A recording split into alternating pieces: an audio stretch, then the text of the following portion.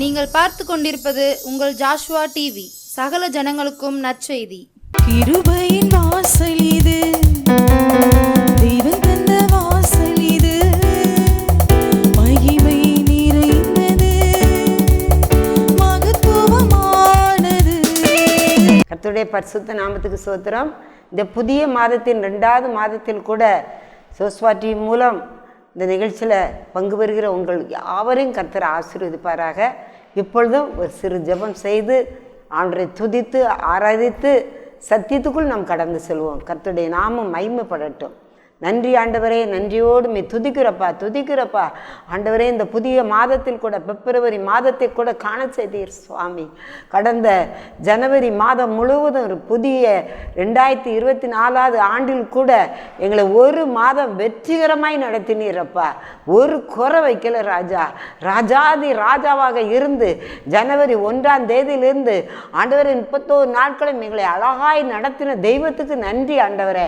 இந்த ஆண்டிலும் ஆண்டவரே, இந்த 2வது மாதம் பிப்ரவரி மாதம் 1ஆம் தேதி இந்த காலை வேளையிலே ஆண்டவரை எல்லார் வீடுகளும் உம்முடைய சத்தியம் கடந்து செல்லட்டும். உம்முடைய நாமம் மாத்திரம் மகிமைப்படட்டும். துதி கனம் மகிமை எல்லாம் ராஜாதி ராஜாவுக்கே இயேசுவின் நாமத்தில் ஜெபிக்கிறோம் சுவாமி. ஆமேன். ஹல்லேலூயா. கர்த்தருடைய பரிசுத்த நாமத்துக்கு ஸ்தோத்திரம். இந்த மாதத்தில் கூட ஆண்டவர் என்னை ஜீவனோடு வைத்து உங்களையும் ஜீவனோடு வைத்து இந்த ஜோஸ்வா டிவியை ஆண்டவர் பயன்படுத்தி வருகிறார். நிறைய பேர் ஃபோன் பண்ணுதீங்க. இந்த ஜனவரி மாதத்தில் எனக்கு வந்திருக்கிற ஃபோன் கால் நிறையா. அதில் ஒரு சகோதரன் எனக்கு சொன்னாங்க, அதாவது ஜெபிக்கிறதுக்கு மாத்திரமல்ல நிறைய பேர் இந்த ஜோஸ்வா டிவி மூலம் ஆண்டவர் அறிஞ்சிருக்காங்க. சிவகாசி அந்த சகோதரன் சொன்னாங்க, எனக்கு ஒரு மகா இருக்கா, என் மனைவி சீக்கிரத்தில் இறந்துட்டாங்க, என் பிள்ளை வளர்க்க நான் ரொம்ப கஷ்டப்படுறேன். நீங்கள் ஜோஸ்வா டிவியை நான் பார்த்துக்கிட்டு இருந்தேன், அதில் உங்கள் ஜெபம் பிடிச்சிருந்தது, அதனால் எனக்கு ஒரு நல்ல என் பிள்ளையை வளர்க்க ஒரு தாய் வேணும், மனைவி வேணும் அப்படின்னு சொன்னாங்க.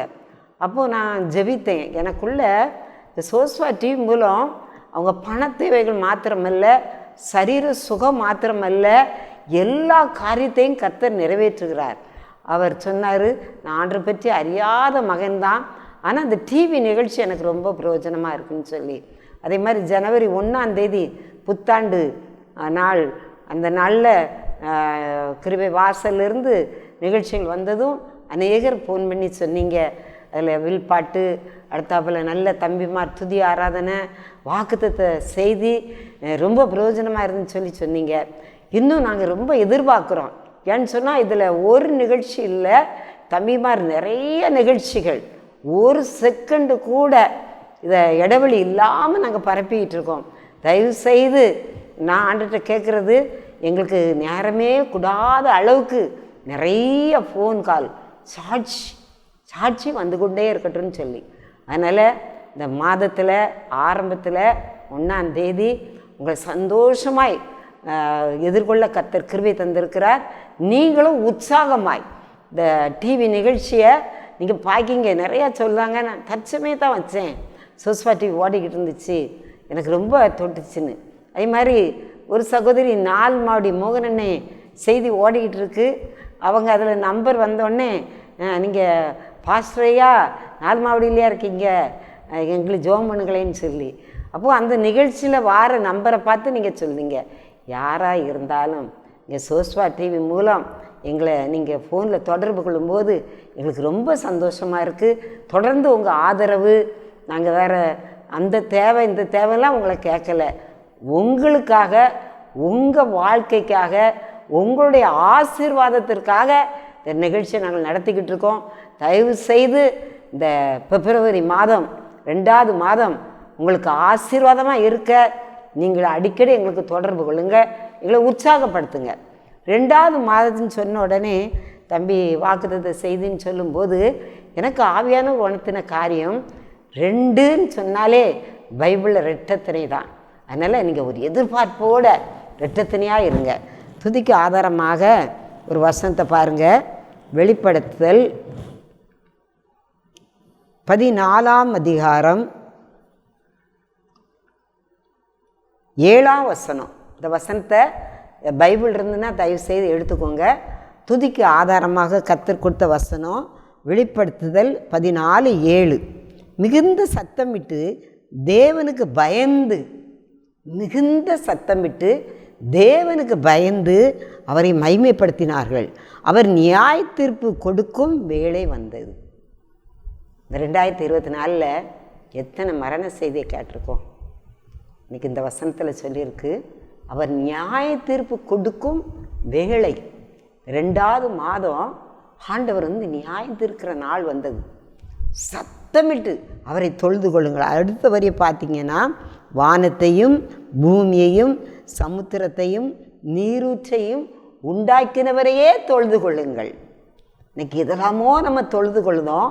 ஆனால் கர்த்தர் இந்த துதிக்கு ஆதாரமாக கொடுத்த வாக்கு தத்துவம், வானத்தையும் பூமியையும் சமுத்திரத்தையும் நீரூற்றுகளையும்.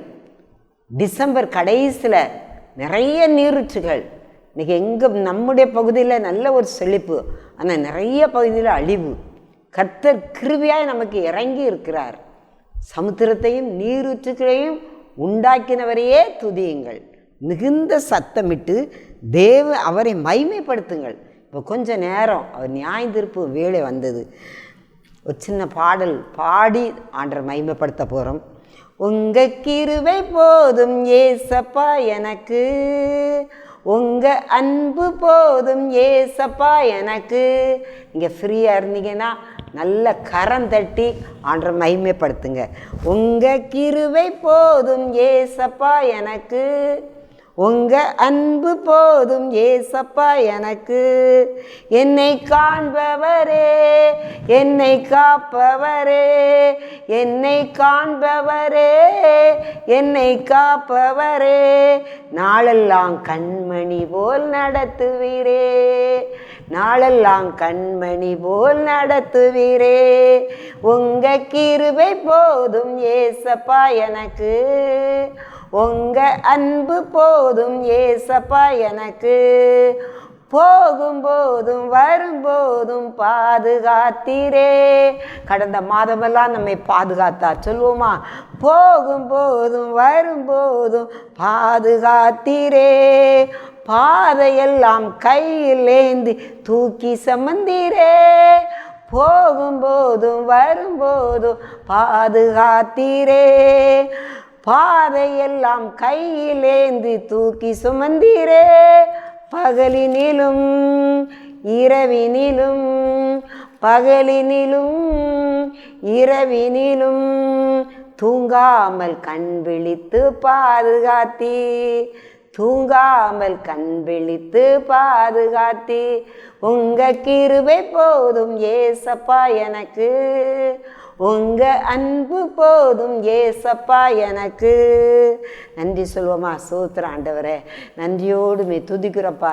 இந்த 2வது மாதத்தை காண செய்ததுக்காக நன்றி. இந்த மாதத்துக்குள்ள கிருபையெல்லாம் தந்துருங்கப்பா. பண கஷ்டத்தோடு, மன கஷ்டத்தோடு, உயிர் போராட்டத்தோடு, மரண அவஸ்தையோடு கூட கேட்கலாம்ப்பா. ஆண்டவரே, கையின் வேலை செய்து கொண்டு பார்க்கலாம்ப்பா. ஆண்டவரே, சோஸ்தரிக்கிறோம், துதிக்கிறோம்ப்பா, வணங்குகிறோம், தொழுது கொள்கிறோம். அது ஆண்டவரே, இந்த மாதத்தின் தேவைகளை பிள்ளைகளுக்கு சந்திங்கப்பா. துதிக்க துதிக்க துதிக்க துதிக்க ஆண்டவரே, போராட்டங்கள் விலகிறது கர்த்தாவே. வீட்டுகள் அமைதியில்லாத சூழ்நிலையில் நிறைய பேர் தவித்து கொண்டு இருக்காங்கப்பா. இந்த சத்தம் நிறைய பேர் வாக்குத்தத்தத்தை கேட்க சந்தோஷமாய் ஆவலாய் டிவியை போட்டிருக்காங்கப்பா. அந்த வீடுகளுக்குள்ள இந்த துதியின் சத்தம் கடந்து செல்லும் போது அவங்க கண்ணீரை தொடங்க சுவாமி. தேவைகளை சந்திங்கப்பா. 2வது மாதத்துக்குள்ள அவங்களுக்கு என்ன பண தேவை மாத்திரம் அல்ல, வேலை இல்லாத காரியம், இன்னும் பிரச்சனைகள், இன்னும் பிரிவின ஆவிகள், பலகீனங்கள், என்ன கட்டுகள் இருந்தாலும் துதிக்க துதிக்க எல்லா மரண அவஸ்தைகளும் பலகீனங்களும் ஓடி போகட்டும் ஆண்டவரே. பரிசுத்த கரத்துக்கள் அவர்களை மூடிக்கொள்ளும். இந்த நாளிலும் நீங்க உங்க கண்ணீரை துடைக்கிறவர், பலகீனங்களை மாற்றுகிறவர். இந்த நிகழ்ச்சி மூலம் நிறைய பேர் போராட்டங்கள் மாறி இருக்குப்பா. அதற்காக நன்றி செலுத்துகிறோம். குறைவில்லாமல் நடத்துகிற தேவன் இன்னும் நீ நடத்தும். இயேசுவின் நாமத்தில் ஜெபிக்கிறேன் சுவாமி, ஆமேன். ஹல்லேலூயா. கர்த்தர் இந்த புதிய மாதத்தில் ஆச்சரியமாய் அதிசயமாய் நடத்த போகிறார். ஆண்டு கொடுத்த வாக்குத்தத்தம் எனக்கு அப்போஸ்தலர் 7ஆம் அதிகாரம் அந்த வசனத்திலே வாக்குத்தத்தம் பண்ணினார்னே தந்தார். ஆண்டவரே, இந்த புதிய மாதத்தில் நீங்கள் எப்படி எங்களை நடத்த போகிறீங்கன்னு கேட்கும்போது என் பிள்ளைகளுக்கு நான் வாக்குத்தத்தமாகவே கொடுக்குறேன். அப்போஸ்தலர் 7ஆம் அதிகாரம் 5ஆம் வசனம் எல்லோரும் எடுத்துக்கோங்க. பக்கம் 169. அது அந்த வசனம் ஆபிரகாமுக்கு கர்த்தர் கொடுத்த கிருபை. இந்த கிருபை தான் உங்களுக்கு தரப்போகிறார். இதிலே ஒரு அடி நிலத்தை ஆகிலும் அவனுடைய கை ஆட்சிக்கு கொடாமல் இருக்கையில், இந்த பிப்ரவரி மாதத்தில் ஒரு காரியம் கூட வாழ்க்கையில் நடக்கலை. திருமணத்தை எதிர்பார்த்தா தடை, நிலத்தை எதிர்பார்த்தா தடை, வீடு எதிர்பார்த்தா தடை, எத்தனையோ தாமதங்கள். செவிச்சிட்டே தான் இருக்கேன், ஆனால் என் காரியங்கள் இன்னும் நடக்கலையே, இந்த காரியம் எனக்கு இன்னும் முடியலையேன்னு சொல்லும்போது ஆண்டவர் கொடுத்த வாக்குத்தத்தம், ஒரு அடி நிலத்தை ஆயிலும் அவனுடைய கையாட்சிக்கு கொடாமல் இருக்கையில், அவனுக்கு பிள்ளை இல்லாது இருக்கும்போது, ஆபிரகாமுக்கு குழந்தை இல்லை, ஆனால் அவனை தான் இந்த வசனத்தில் உதாரணத்துக்கு போட்டிருக்காரு. அவனுக்கு எதுவுமே கிடையாது, குழந்தையும் கிடையாது, வயதும் ஆயிடுச்சு, ஆனால் அவரை நான் ஆசீர்வதித்தேன். அதே போல் நீ இந்த சத்தத்தை கேட்குற நீங்கள், பார்க்குற நீங்கள், நிறைய காரியத்தில் உடைஞ்சி ஒன்றுமே இல்லைனாலும் அதுக்கு அடுத்த வரியை பாருங்கள்.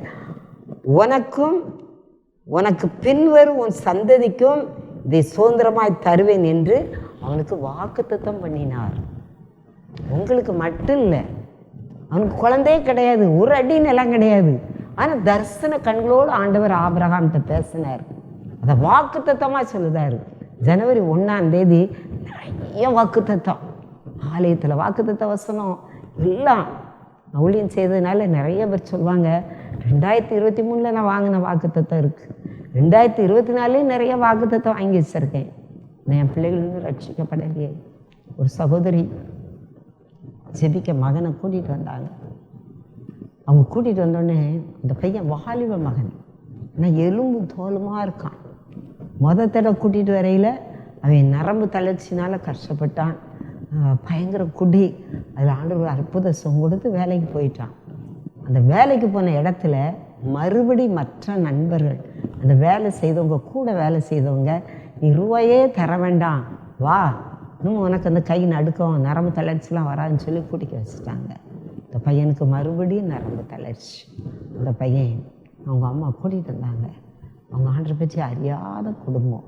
அப்போ அவங்க சொன்ன காரியம், இவன் இன்னும் இருக்கிறத விட சாகிறது நல்லது அப்படின்னு சொன்னோன்னே, அம்மா அப்படி சொல்லாதங்க, ஒரு வாலிப பையன், 21 வயசு பையன், எவ்வளோ கஷ்டப்பட்டு நீங்கள் வளர்த்துருப்பீங்க. இல்லைம்மா, என்னால் தாங்க முடியலை, இன்றைக்கி கஷ்டப்பட்டு ஜோமணி அவனுக்கு கை சரியாயிட்டு நல்லா இருந்தான். ஏண்டா மூத்தவன், ஏன்னா இவனை பார்த்து மற்ற பிள்ளைகள் பயப்படுத அளவுக்கு வேங்கன்னு கஷ்டப்படுத்துதான் அப்படின்னு சொல்லி நிறைய குடும்பங்களில் இல்லாத சூழ்நிலையில், கஷ்டப்பட்ட சூழ்நிலையில் பாவங்களும் அவங்களை பின்தொடரும் போது அவங்களால தாங்க முடியலை. மரணத்துக்கு தான் பெத்த பிள்ளையே சபிக்கிற அளவுக்கு அந்த தாய் மாறிட்டாங்க. நான் சொன்னேன், நீ ஆர்டரை ஏற்றுக்கொண்டிருக்க, அவன்கிட்ட ஜோமனி பாரு, ஒரு எந்த பெற்ற தாயும் தன் பிள்ளை என்ன செய்ய மாட்டா, மற்றவங்க சொல்வதை கூட கேட்க மாட்டான். அவங்க அம்மா வாயிலேருந்து இவ்வளோ பெரிய வார்த்தை வருது, தயவு செய்து இயேசுவை பிடிச்சிக்கோ தம்பி அப்படின்னு சொல்லி அவனுக்கு ஜோமனி ஆறுதல் வார்த்தையை சொல்லி அவனுக்கு மறுபடியும் இந்த பாவ பழக்கம் அவனை தொடக்கூடாதுன்னு சொல்லி அவனை ஜோமனி அனுப்பினேன். இன்னைக்கு நல்ல வேலைக்கு போகிறான். அந்த தாய் சிரித்த முகத்தோடு வாழ்ந்தாங்க. இன்னைக்கு நிறைய நம்ம கண்ணால் பார்க்கும். ஒரு அடி இடம் கிடையாத ஆபிரகாம விசுவாசிகளின் தகப்பனாய் அவன் சந்ததி பெருசாக மாறிட்டு. அதே போல் அந்த பின் வசனத்தை பாருங்கள், உன் சந்ததிக்கு மட்டும் நான் தரமாட்டேன், உனக்கு பின்வரும் சந்ததிக்கும் நான் தருவேன். ஜீசஸ் நம்மை மட்டும் ஆசீர்வதிக்கிற தகப்பன் அல்ல, நம்முடைய பிள்ளைகள், பேர பிள்ளைகள், நம்முடைய குடும்பங்கள்.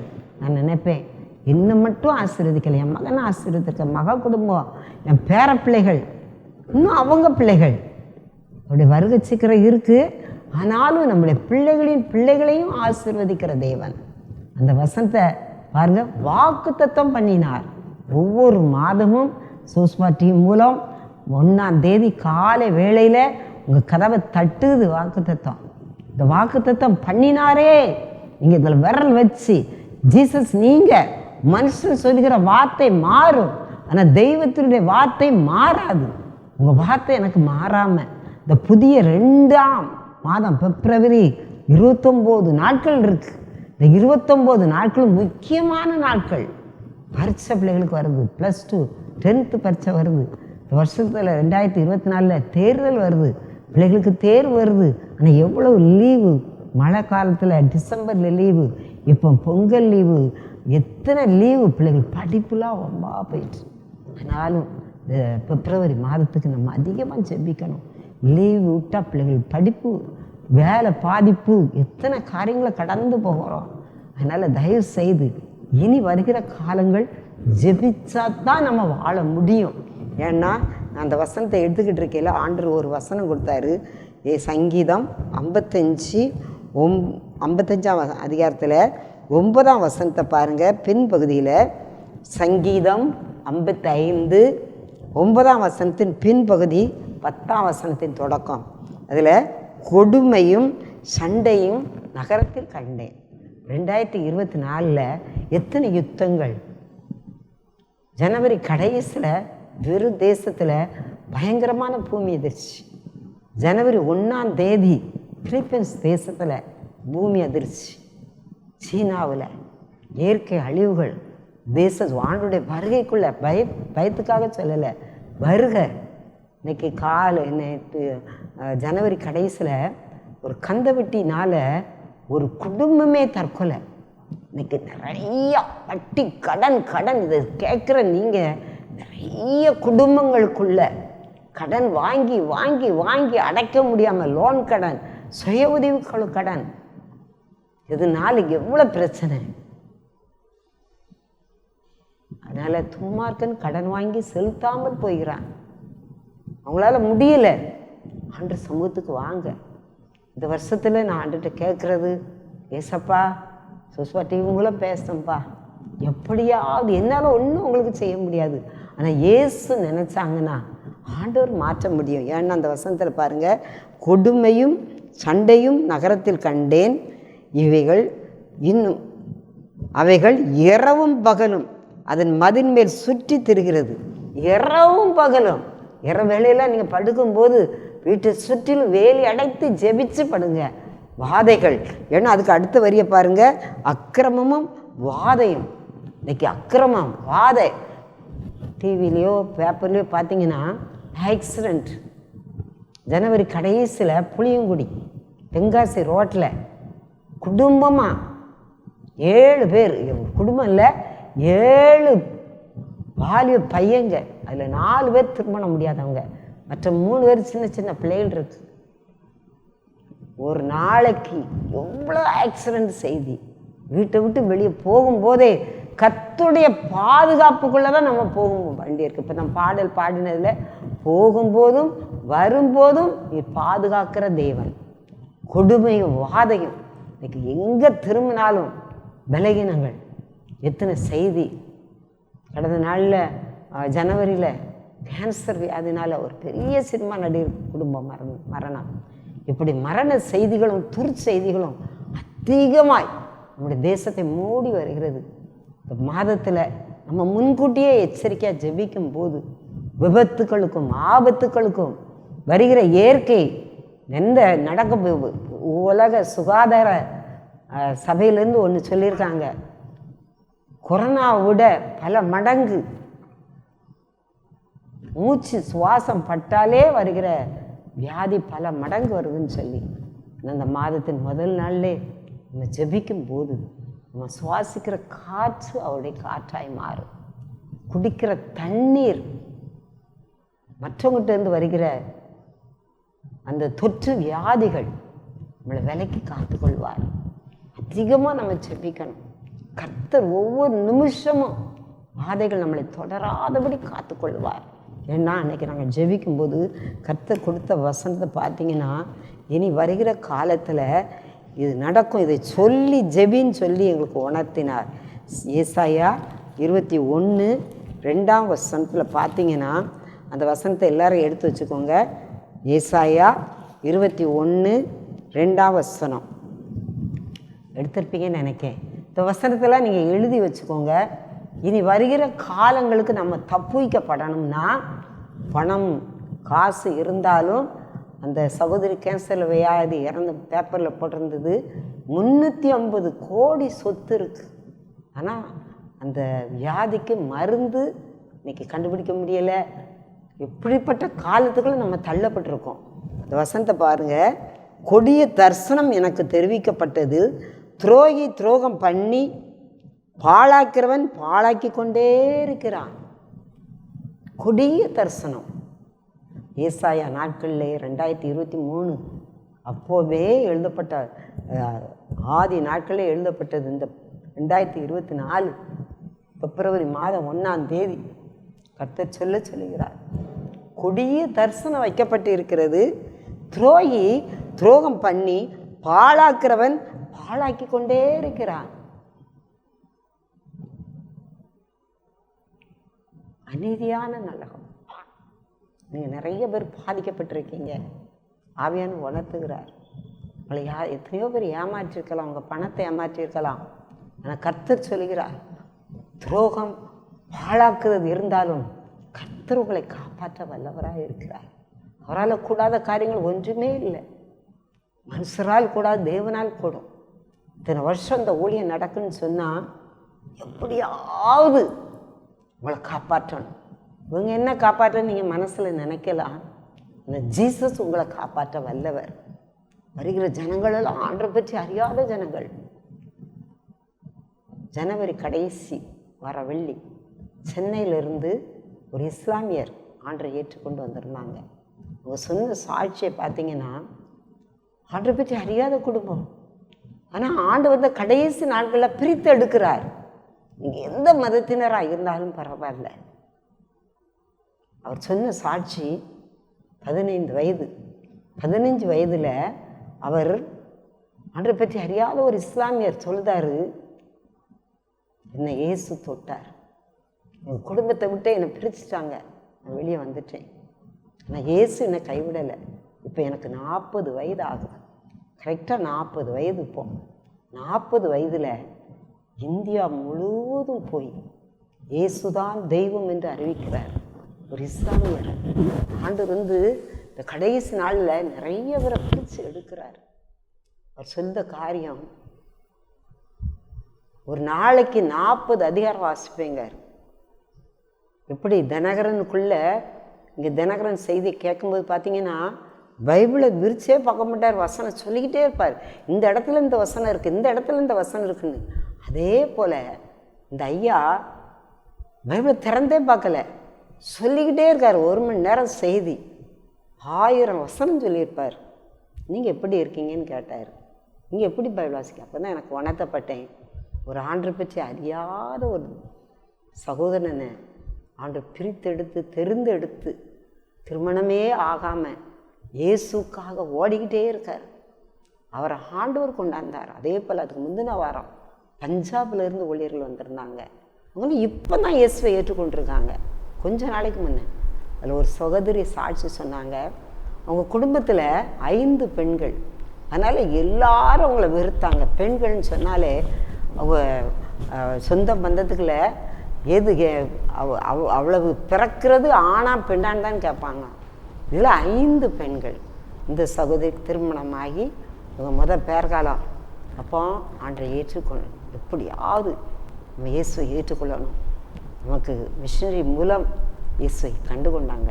அவங்க சொன்ன சாட்சி, எனக்கு வயிற்றில் குழந்தை இருக்கும்போது ஆண்டரை பிடிச்சிக்கிட்டேன், எசப்பா என் கணவர் வீட்டார், உங்கள் உன் கூட பிறந்த 5 சகோதரிகள், உனக்கு பையன் பிறப்பான்னு என்ன நிச்சயம்? சிறு வயதிலே கல்யாணம் பண்ணி கொடுத்துட்டாங்க. இவங்க ஆண்டரை அறிஞ்சு கொண்டாங்க. அப்போ அவங்க கணவர்கிட்ட இயேசுவை பற்றி கொஞ்சம் கொஞ்சமாக சொல்லி 2 பேரும் ஜோம் பண்ணுவோம், எசப்பா நிச்சயமாக எனக்கு ஒரு பையனை தருவார்னு சொல்லி ஜோம் பண்ணியிருக்காங்க. ஆண்டவர் ஒரு அழகான பையன், அந்த பையனை கொண்டு வந்திருந்தாங்க. குழந்தை பிறந்து 8 மாதம்தான். பஞ்சாபில் இருந்து வர்றதுக்கு 4 நாள், திரும்பி போகிறதுக்கு 4 நாள். ட்ரெயினில் 8 மாத குழந்தையை கொண்டு வந்து அந்த பையனை கொண்டு வந்து சாட்சியாக நிறுத்தினாங்க. இன்னைக்கு ஆண்டவர் வந்து நிறைய பேரை தொட ஆரம்பிச்சிட்டார். அவங்களுடைய சாட்சி கூட வந்தவங்க சாட்சியெல்லாம் பார்த்தீங்கன்னா பயங்கரமான சாட்சி. புதுசாக இந்த 2023 தான் ஆண்டரை ஏற்றுக்கொண்டிருக்காங்க. நம்மளாம் யோசிப்போம், இத்தனை வருஷத்துக்கு பையனே பிறக்காத இடத்துல பிறந்திருக்கு, அந்த பையனுக்கு எவ்வளோ பாதுகாப்பு வேணும், 4 வயசு பிள்ளைய கூட கூட்டிகிட்டு வர பயப்படுவோம். ஆனால் அவங்க இயேசுக்காக கடந்து வந்து சாட்சி சொன்னாங்க. இன்றைக்கி ஆண்டவர் பெரிய காரியத்தை செய்கிறார். உங்கள் வாழ்க்கையிலையும் ஒரு அற்புதம் நடக்கும். இந்த மாதத்தில் கர்த்தர் கொடுத்த வார்த்தை இல்லாத ஒரு ஆபிரகாமை ஆசீர்வதித்த தேவன் உங்களை ஆசீர்வதிக்க மாட்டாரா? கட்டாயம் ஆசீர்வதிப்பார். அதில் ஒரு சாட்சி இயேசுவியான்னு சொன்னாங்க. எப்படி சொன்னாங்கன்னா, சென்னையில் அவங்க ஒரு ஒரு தூர இடத்துக்கு போகும்போது ஒரு இளநீ கடையில் இளநீ குடிச்சிருக்காங்க. இளநீ குடிக்கும்போது இவருடைய பேச்சு, இவருடைய வார்த்தையை பார்த்து நீங்கள் கிறிஸ்தவங்களா அப்படின்னு கேட்டிருக்காரு. ஆமாம், நான் கிறிஸ்தவங்கன்னு. இவர்கிட்ட ரொம்ப சத்தியத்தெல்லாம் பேசலை. ஏன்னா இளநீ குடிக்கிறதுக்கு நிறைய பேர் நிற்காங்க சென்னையில் மெயின் ரோட்டில். அவங்களோட சத்தியத்தை சொன்னால் என்னமோ நினச்சிக்குவாங்களோன்னு சொல்லி இவங்களோட பேச்சு, இவங்க ஃபோனில் பேசுறது, அவங்களுடைய நடவடிக்கை பார்த்து, அவங்களோட முகத்தை பார்த்து, ஓ இது ஜீசஸுடைய பிள்ளை அப்படின்னு கண்டுக்கிட்டாங்க. அப்போ அப்படியே நடந்துக்கிட்டே இருக்கையில் ஒரு நாள் அவங்க 2-3 மாதமாக அவங்க பல இடத்துக்கு ஊழியத்துக்கு போயிட்டாங்க. அன்னைக்கு அவங்கள பார்த்தோன்னே இங்கே வாங்க அப்படின்னு சொல்லி அவங்கள கூப்பிட்டு அந்த இளநீ வியாபாரி கொஞ்சம் இவங்க கொடுத்த ரூபாயெல்லாம் சேர்த்து சேர்த்து சேர்த்து மற்ற பணத்தோடு வைக்காமல் இதை சேர்த்து சேர்த்து வச்சுருந்துருக்காரு. அதில் கொஞ்சம் தொகை சேர்ந்தோடனே நீங்கள் ஏதோ ஒரு ஊழியம் செய்தீங்க, இதுக்கு வச்சுக்கோங்க. அப்போ அவர் சொல்லியிருக்காரு, இல்லை அவங்க இடத்துல இளநீ குடித்து அதுக்குள்ளே பணம் இல்லை, நான் இதை ஒரு தசம்பா மாதிரி நான் தனியாக வச்சதுனால கர்த்தர் எனக்கு ஒரு அழகான வீட்டை தந்திருக்காரு. இளநீ விற்று எப்படின்னு நான் நினைப்பேன். ஆனால் உங்கள் ஏசாமி பற்றி நீங்கள் சொல்லலை, ஆனால் உங்கள் முகத்தை பார்த்து இயேசு தான் நன்னி எனத்தான் தான், ஆனால் இயேசு தான் தெய்வம் என்று நான் கண்டு கொண்டேன் அப்படின்னு சொல்லி அவருடைய சாட்சி. அவர் இன்னொரு இளநீ வியாபாரிக்கு இன்னொரு இடத்துல இளநீ வாங்க போகிற இடத்துல அவருக்கு சத்தியத்தை சொல்லி, இந்த கடைசி நாட்களில் நான் உங்களுக்கு சொல்ல விரும்புவது, மறுபடியும் நான் உங்களை பார்க்கணும், நீங்கள் என்ன பார்க்கணும், அப்படிப்பட்ட காலகட்டத்தில் வந்துட்டோம். ஆனால் இயேசு என்றைக்கும் ஜீவிக்கிறார். அவருடைய வருகை அந்த வசனத்தில் பார்த்தோம் பார்த்தீங்களா, நியாய தீர்ப்பின் வேலை வந்தது. எப்போனாலும் ஆண்டுடைய வருகை இருக்குது. உங்களுக்குள்ள கஷ்டங்கள் கண்ணீரை சொல்வது மாத்திரமல்ல, 1000 வருஷங்கள் பரலோகத்தில் நம்ம வாழ போகிறோம். அதெல்லாம் உண்மையான்னு நீங்கள் நினைக்கலாம், அது உண்மை. கட்டாயம் இயேசு இருக்கிறார், அவருடைய வருகை இருக்குது. 2024 குறித்து பெரிய பெரிய ஊழியர்களாக சொன்ன தீர்க்க தரிசனம் நிறைவேற போகுது. கர்த்தருடைய வருகை குறித்து நிறைய தீர்க்க தரிசனம் சொல்லிக்கிட்டு இருக்காங்க. அவருடைய வருகை அதி சீக்கிரத்தில் இருக்குது. ஒவ்வொரு பகுதியிலும் அவ்வளோ அழிவு இருக்குது. தயவு செய்து ஆண்டரை ஏற்றுக்கொள்ளுங்க. இப்பொழுது ஒரு சின்ன ஜெபம் பண்ணி முடிக்க. ஸ்தோத்திர ஆண்டவரே, நன்றியோடு மே துதிக்கிறப்பா, மே போற்றுகிறோம், மே வணங்குகிறோம், மே வாழ்த்துகிறோம். நீர் பெரியவர், நல்லவர். இந்த புதிய மாதத்தில் கர்த்தாவே, இந்த சத்தியத்தை கேட்கிற பிள்ளைகளுக்காக அப்போஸ்தலரில் நீ சொன்ன வார்த்தை சொன்னேன்ப்பா. அவனுக்கு ஒன்றுமே இல்லை, ஒரு அடி நிலம் கூட இல்லைப்பா, அவன் சந்ததி கூட கிடையாது. ஆனால் உனக்கும் உன் பின் வருகிற சந்ததியையும் நான் ஆசீர்வதிப்பேன் நீ சொன்னீர் ராஜா. இந்த வார்த்தை இந்த பிப்ரவரி மாதத்தில் உடைய பிள்ளைகளுக்கு பலிக்கட்டும் ஆண்டவரே. இதை கேட்குற ஒருவர் கூட வெறுமனே போகக்கூடாது. பல தேசத்துக்கு கடந்து போகுது, பல பட்டணத்துக்கு கடந்து போகுது, பல நகரத்துக்கு கடந்து போகுதுப்பா. அந்தந்த தேசத்தில் நீர் ஆசீர்வதிக்க போகிறதுக்காக ஸ்தோத்திரம். அதே போல் இதில் பலகீனமானவங்க கேட்டுக்கிட்டு இருப்பாங்கப்பா. நிறைய பேர் நிறைய கட்டுகளோடு பிசாசின் போராட்டங்களும் இருக்குப்பா. அந்த பிசாசு போராட்டத்தெல்லாம் எடுத்து போட மாட்டவரேன். இப்போ ஜெபிக்கும் போதே என்ன பிசாசின் போராட்டங்கள் இருந்தாலும், எந்த பயத்தின் ஆவி இருந்தாலும், இங்கே ஜெபிக்கும் போதே அவர்களை நீர் தொடுகிறதுக்காக ஸ்தோத்திரம், டச் பண்ணிக்கிறதுக்காக ஸ்தோத்திரம். விடுதலை எடுக்கிறேன் ஆண்டவரேன். பிள்ளைகள் படிப்பு மாதத்தில் பரீட்சை வருதுப்பா. பிள்ளைகளுக்கு இன்னும் முழு பாடம் சொல்லி கொடுக்கலப்பா. பிள்ளைகள் படிப்புக்காக ஜெபிக்கிறேன். சிறு பிள்ளைகள் மரணம் நிறைய நடக்குப்பா. ஆக்சிடென்ட்டுக்கெல்லாம் விலைக்கு காத்துக்கொள்ளும். அதுபோல் நிறைய களவுகள் வீட்டை சுற்றிலும் வேலி அடைத்து பாதுகாத்து கொள்ளும். நிறைய பொருட்கள் பறிகொடுத்தவங்க கேட்டுக்கிட்டு இருக்காங்கப்பா. அவங்க பொருள்கள் எல்லாம் திரும்பி வரும்படியாக ஜெபிக்கிறேன். கையின் பிரயாசத்திற்காக ஜெபிக்கிறேன். வேலைக்காக ஜெபிக்கிறேன். வேலை இல்லாதவங்க நிறைய பேர் கேட்டுக்கிட்டு இருக்காங்கப்பா. இதை கேட்கும் போதே உங்கள் வேலை வாய்ப்புகள் கிடைக்கும்படியான கிருபை தாரும். ஒரு வாசல் திறந்து கொடும் ஆண்டவரை. ஜெபிக்க முடியாமல் சிலர் கேட்டுக்கிட்டு இருக்காங்கப்பா. அவங்களுக்கு ஒரு ஜெப ஆவியினால நிரப்பு. பைபிள் இல்லாமல் இருப்பாங்கப்பா. அவங்களுக்கு சத்திய வசனம் கிடைக்கட்டும் ஆண்டவரை. எது வழி என்று திணறி கொண்டு இருக்கிற பிள்ளைகளுக்கு கிருபை தாரும். குடும்பத்துக்குள் சந்தோஷம், சமாதானம், ஒரு மனதின் ஆவியை ஊற்றும் ஆண்டவரை. இந்த ஜெபம் கேட்கப்படட்டும். இயேசுவின் நாமத்தில் ஜெபிக்கிறேன் சுவாமி, ஆமென். கர்த்தர் உங்களை ஆசீர்வதிப்பாராக. என் ஆத்துமாவே கர்த்தரை சோஸ்தரி, என் முழு உளமே அவருடைய பரிசுத்த நாமத்தை சோஸ்தரி. என் ஆத்துமாவே கர்த்தரையே சோஸ்தரி, அவர் செய்த சகல பார்களையும் மறவாதே. ஆமேன். அல்லேலூயா. தொடர்ந்து சேஸ்வா டிவிக்கு ஆதரவு தாருங்க. விசேஷமாக தம்பிக்காக நீங்கள் அதிகமாக ஜெபிக்கணும். தொழில், இந்த கையின் இந்த ஊழியம், அவருடைய குடும்பம் எல்லாவற்றையும் கவனிக்க வேண்டியிருக்கு. அருமையான அப்பா, அம்மா, பாட்டி, அடுத்தாப்பில் சின்னவனுக்கு ஆண்டவர் சுகப்பிரசவத்தை கொடுக்கணும். இந்த ஊழியத்தோட 20 மேலே நிறைய பேர் இணைஞ்சிருக்கோம். அத்தனை பேரையும் நீங்கள் நினைத்தருங்க. கர்த்தர் உங்களை ஆசீர்வதிப்பார். இயேசுவின் நாமத்தில் ஜெபிக்கிறேன். ஆமென். அல்லேலூயா.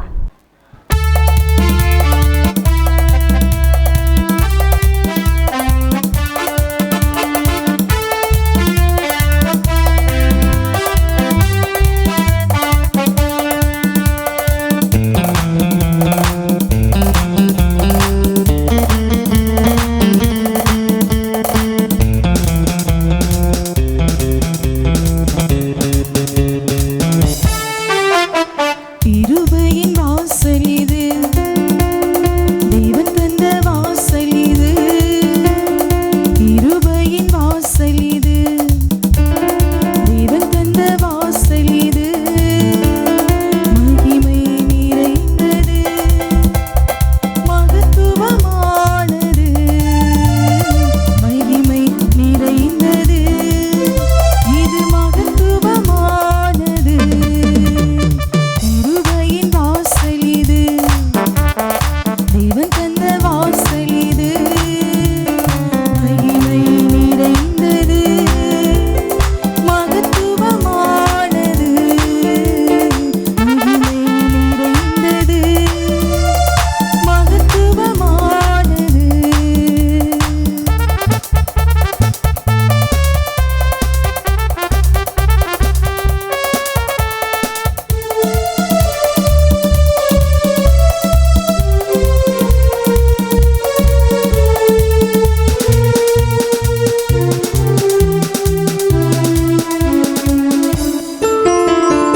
ஆவியை இரட்சிக்கும் பரிசுத்த வாசல் இது.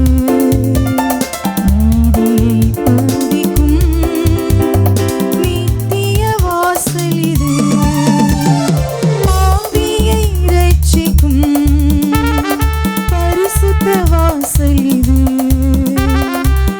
நீதியை போதிக்கும் நித்திய வாசல் இது. விசுவாசத்தில் வளரச் செய்யும் கிருபையின் வாசல் இது. விசுவாசத்தில் வளரச் செய்யும் கிருபையின் வாசல் இது. இன்னல்கள் தீர்த்திடும் இயேசுவின் வாசல் இது. இன்னல்கள் தீர்த்திடும் இயேசுவின் வாசல் இது. கிருபையின் வாசல் இது, தேவன் தந்த வாசல் இது. மகிமை நிறைந்தது, மகத்துவமானது. மகிமை நிறைந்தது, மகத்துவமானது. மனதாரம் எல்லாவற்றையும் போக்கக்கூடிய மகிமையின் வாசலா இருக்கிறது இந்த ஸ்தலமானது. சமாதானத்தை தருகிறது, மறுரூபத்தை அடைய செய்கிறது. கர்த்தரே தெய்வம் என்று நம்ம எல்லாரையும் அறிக்கையிட வைக்கிறது.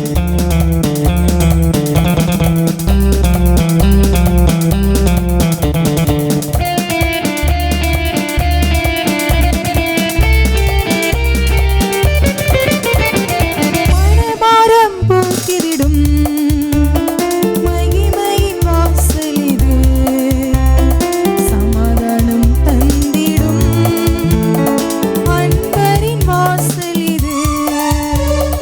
மனபாரம் போக்கிவிடும் மகிமையின் வாசல் இது, சமாதானம் தந்திடும் அன்பரின் வாசல் இது.